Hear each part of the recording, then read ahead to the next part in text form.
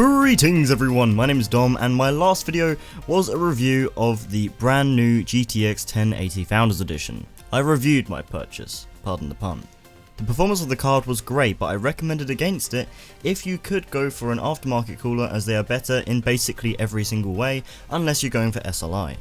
And so I'm going to be putting that philosophy to the test. Now I'm too poor to SLI, so instead I tried to see how an aftermarket cooler squares up to the Founders Edition, what the benefits are, and if they're worth it, and also if you should go for an aftermarket cooler. Ladies and gentlemen, the card I'm reviewing today is the Asus GTX 1080 Strix, and if you want to see my Founders Edition review, click right here. So the GTX 1080 Strix, huh? This is a very rare card right now. In fact, I've waited for this card for around 7 weeks now, and only managed to get my mitts on it because it suddenly came back into stock at Maplins UK, which is a fantastic seller by the way. I was a bit of a cunt. I snagged the very last card in stock, and so in a sense I snagged the very last card in the UK. Yeah, that is how limited these cards are. They are selling for over £850 with private sellers on Amazon, and people are actually buying it too. If you are considering getting the card for that much money, please grab some bleach and fucking kill it. But I'm not here to talk about that. I'm here to review this card, so out with it, Dom. There'll be a few areas I'll cover with this card. These areas are made up of chapters. Chapter 1 covers any initial gripes I have with the card. Chapter 2 covers the aesthetics of the card and the fancy smancy nerdy specs of it. Chapter 3 covers the cooler and the temps of the card. Chapter 4 explores the overclocking potential, stock and boosted that is. Chapter 5 browses in the software. And Chapter 6 snuffles right into the nitty gritty raw fucking performance, baby. And finally, Chapter 7 finishes off the video with my final verdict. I've become a great fan with video navigation, so if you want to skip to a section of the video, just click on any chapter you want to watch right now. If you're a mad fucking don though, you'll watch all of it and earn the medal of yummy. So Chapter 1, any gripes, Dom? There is this one thing that initially got me fuming! And let me tell you the story right here. So there I was, 'twas the eve of my nan's dinner. My dad delivers unto me a burden of great joy. I took it up to my room, plugged it in, and powered this new beast on. My hands trembled at the ominous roar of the card, which tickled my eardrum and caused a minor exertion of baby gravy to amass at the extremity of my phallus. Ignoring the mighty bulge that protruded from my trousers, I whacked on Rise of the Tomb Raider, and to my dismay, the temperature was shot. The mighty bulge went from a pulsating lion to more of a fluffy kitten. As you can guess, I wasn't all too happy. Long erecting penis puns aside, I took out the card from my PC, and with a final glint of hope, I unscrewed the shiny screws which held the cooler in place, and unburdened the GPU from its sexy necropolis. I replaced the admittedly fine-looking thermal compound that was hidden underneath the cooler. Fastening the card back together, I installed it back into my PC. The hope was slowly draining from my mind as I double-clicked on Rise of the Tomb Raider. Once more unto the breach, I said to myself, as MSI Afterburner displayed what could only be described as a stupendous phenomenon. The temperature had dropped from the Saharan 83 degrees C before the changes to a nice and chilly 68. I couldn't believe my tired eyes. 15 degrees Celsius decrease just with changing the thermal compound, which was already, to my eye, put on just fine.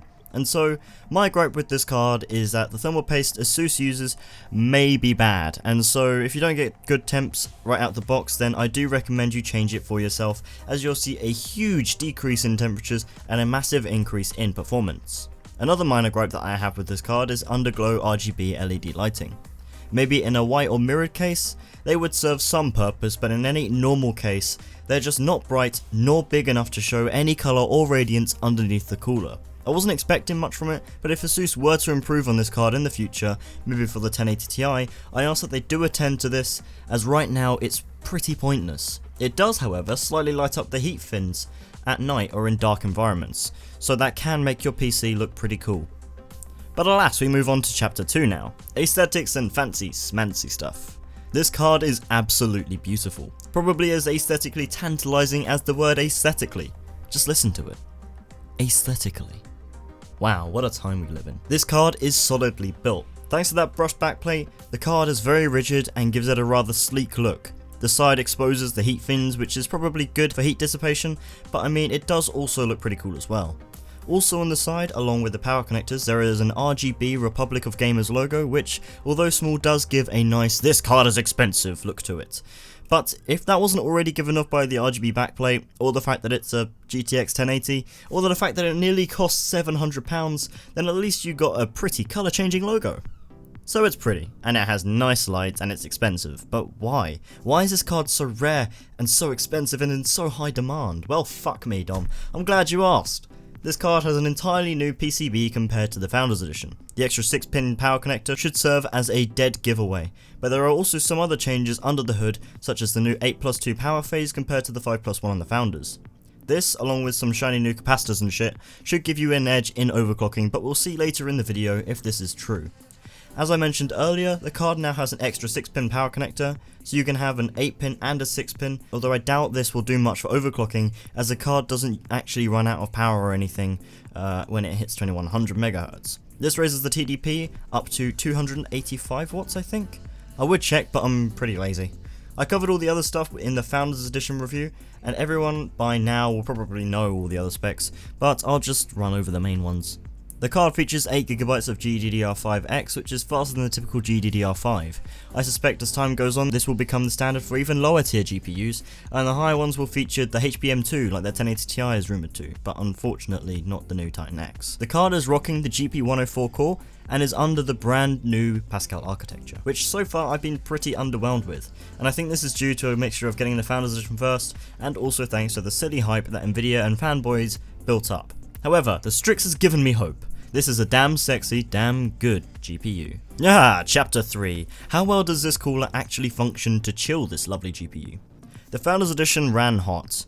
It ran bloody hot. Hotter than most GPUs do usually. Mine got up to 87 degrees Celsius on a normal gaming load.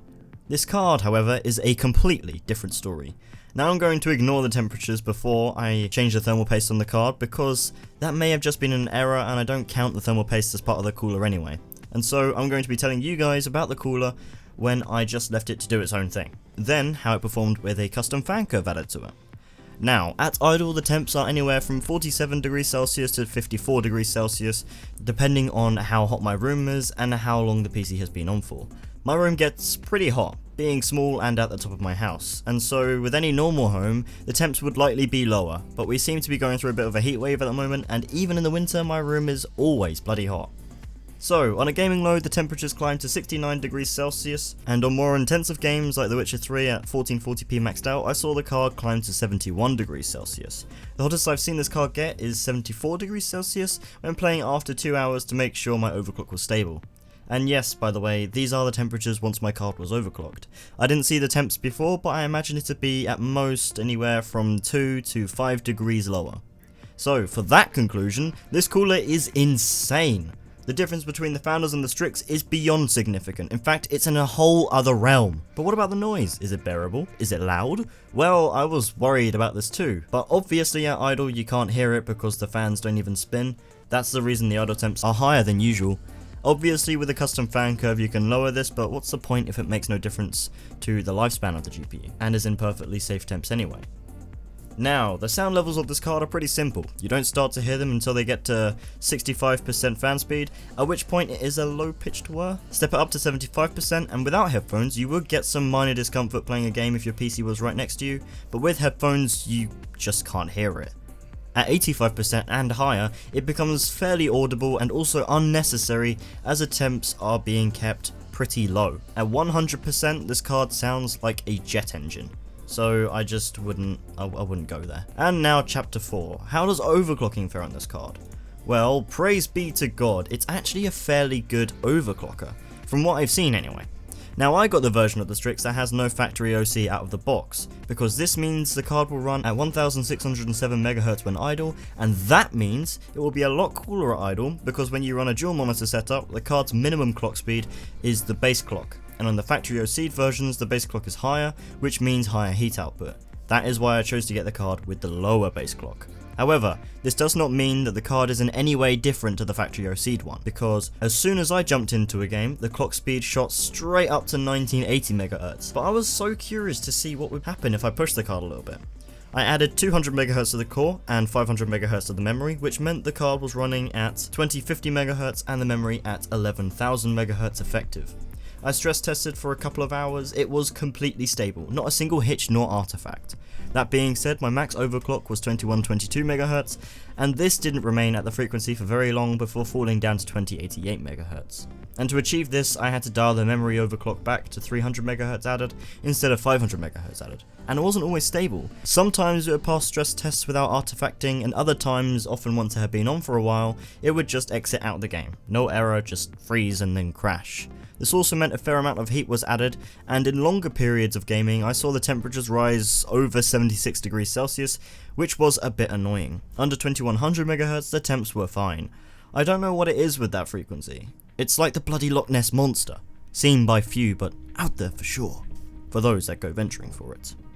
Because of the minimal performance gains, I've decided to just run this at a simple overclock of plus 200 MHz, as then that goes to 2050 MHz, and then stays relatively still with minimal fluctuations, while also allowing a much larger increase on memory overclock, and that should result in a larger performance increase overall. Moving on to chapter 5, we're going to be assessing this new software Asus has. Now initially I had a fair bit of trouble finding the damn software in the first place. I had myself toing and froing from site to site, trying to seek out the damn thing just to control the lights on this card. First, I saw this one called Aura and thought this was for the RGB lights on the card, but turns out that was the wrong one and was for a motherboard. And a few downloads later, I finally found it hidden away on Asus's support page. The name isn't even on the product description, let alone the link. Really, Asus should be looking to put out this software right in people's faces, as RGB lighting is one key feature to the aesthetics of this GPU. Not only are the lights controlled via the software, but also the clock speed of the darn thing, so promotion of the software is paramount to achieve the full potential of the card people want to see. After finally finding the Asus GPU Tweak 2.0 software, I installed and opened it up. I found a lovely deep green colour to match my case, CPU cooler and overall setup, and I must say the lighting does look great. I don't dabble too much in the various effects of the card because that's just not me, although I did hear that the music one is rather tasteful. Yeah, I just tried it out and the music one is more than tasteful, it's actually really cool, and so is the colour changing one. Apart from that, the others don't really make much of a difference and I don't really see why you'd want them. Breathing maybe, but strobing, it's not really strobing, it's just on 2 seconds and then off, so that one's kind of pointless, but the music one is definitely quite cool. It goes red in the lows and then more cooler colours like blue in the highs, so listening to music and then when the bass drops, you really do get a nice presence in your case because it just lights it up and it looks just so cool. I don't blame Asus for not including many options, as I doubt the demand for a card looking like a 70s disco is in high demand. And so I can't really lower their points for this. As for the overclocking utility of the software, I thought it was pretty intuitive. It has similar ideas to MSI Afterburner, but I found the skin they used was pretty cheesy and off-putting. Usefulness of the software aside, I prefer to have a clean and clear skin to look at when overclocking. I'll save the eye candy for the games, mate. This to some may be a nitpick, but my friend, I'm a neat freak and these things matter to me. For this reason, I'll be sticking with MSI Afterburner, although from a normal person's perspective, it is a decent and viable software to overclock your GPU, be it a Strix card or something else. You can do all the basic functions like up your voltage, memory and core clock speed, although voltage is locked I think on this GTX 1080, even if you slide the dial up and down. I don't know if that's the same for all other 1080s, but it was for the Founders Edition card, so I'm guessing so. And now chapter 6, a fucking bit you've all been waiting for, the benchmarks. There's not much I can say really, other than to just let you watch and see for yourself the true beastiness of this mighty GPU. All games will be at 1440p maxed out unless specified. Bon appetite!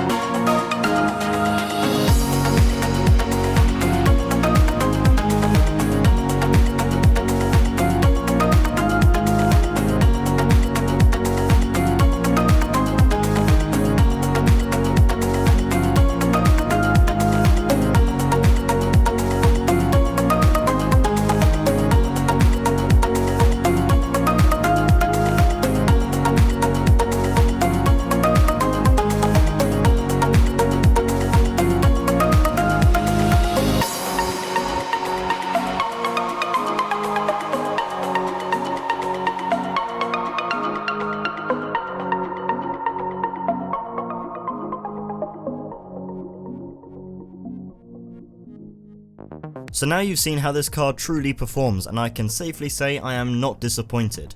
Let's crack open cheeky chapter 7 and browse my final verdict. This GPU is no joke. It runs pretty cool, it overclocks pretty well, it beats the Founders Edition in every way including price, starting at just £620 and sometimes unfortunately rising to £750 if you're stupid enough to get it from Amazon. It looks better than pretty much every single card out there right now in my opinion, all while being absolutely bloody brilliant at annihilating every game, be it at 1440p or 4K at ultra settings. I really do love this GPU and feel it is quickly becoming my spirit animal. I'm really hoping the GTX 1080 Ti Strix will be just as good in future, but let's see the scores on each of the previously specified areas. In terms of initial gripes for the fact that I had to install new thermal paste, to get this card performing properly, the card is bound to get a bad score. However, I'm going to give it the benefit of the doubt and say I got a bad sample here, as there are many who are stating that they got great temps out of the box. And so, for this section, the card scores a 6 out of 10, as it's a pretty easy thing to solve anyway. Now for the aesthetics. The card looks great. The colour neutral design of the card means it can fit in pretty much every build out there, without looking strange or out of place. The RGB lighting under the card is pretty useless, but it looks great on the sexy backplate and on the Small Republic of Gamers logo. The colours are pretty uniform across the card, and the glow from the heat fins also looks great, whether it's intentional or not. For looks and aesthetics, this card scores a nice fat 9 out of 10. Now for the cooler. The new DirectCU 2 cooler offers fantastic performance and efficiency in cooling the card while keeping noise levels on the down low. The low temps means greater overclocking potential and a more peaceful state of mind for Dom as he games for hours on end deep into the night. The cooler offers a restriction-free and irritant-free experience while gaming, making it a great companion for YouTubers such as myself, or those who want silence as an important factor in their builds. The cooling of the card scores a 9 out of 10 for me. Earlier, I spoke of how well this card overclocks compared to the Founders. I was able to add a nice max of 228 MHz to the core, while keeping the memory speed on a further 300 MHz, and the overall clock speed of the card running at 2100 MHz or just a bit over. Even after a couple hours of playing, this smashes my old Founders Edition, which struggled to keep 1900 MHz at full load due to the shite blower style cooler. However, I still couldn't push it far over the 2100 MHz mark, and so for this reason I am giving the overclocking score of this card a 7 out of 10. Software of the card is pretty good, and there's not much else to say about it apart from that. The skin could use a bit more of a simplistic touch up, but apart from that it's perfectly usable. The software achieves a 7 out of 10. Finally, the performance of this card. Because this is, at the time of recording, the most powerful GPU around until the new Titan X or 1080 Ti launches, I have no other option but to give it a 10 out of 10. It's a fucking 650-ish pound GPU. Of course it's going to get top marks. And that brings us to our final close. The card gets an average score of 8 out of 10, which means it gets the Tryte my ass fucking good award. And yes, it does bloody deserve it. It's a fantastic card and I cannot recommend it enough. Performance wise it's great, and I'm delighted that a 2-slot cooler that looks so good can give just as good performance as a lot of the 3-slot monsters with no sag and few imperfections. This card really is a dream come true, and if you want an enthusiast or high-end gaming experience, you can find it right here with the Asus GTX 1080 Strix.